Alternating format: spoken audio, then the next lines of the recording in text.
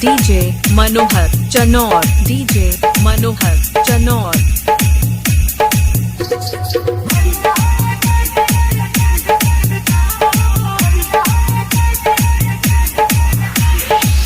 जानी हम परदेश में कमाए सोना प्यारिया हो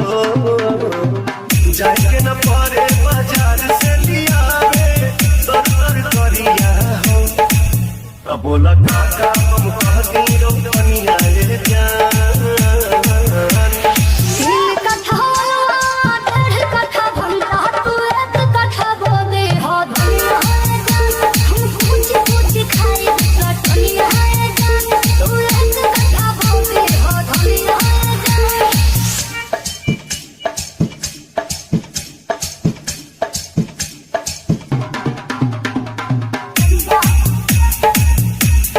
DJ Manohar Chanor, DJ Manohar Chanor. भुजिया बना के तू खाई हाय बहू की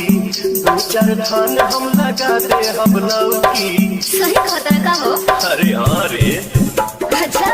भुजिया बना के तू खाई हाय बहू की दो चार थान हम लगा दे हम लौकी घेरा करे करो हो राजा जय हो तू हमरा ना बोले हो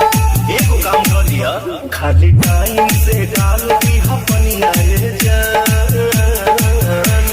तीन कथा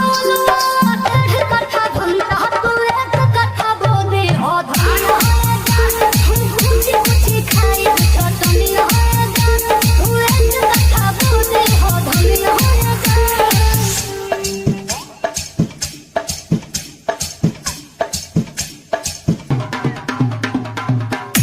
DJ Manohar Chanor, DJ Manohar Chanor.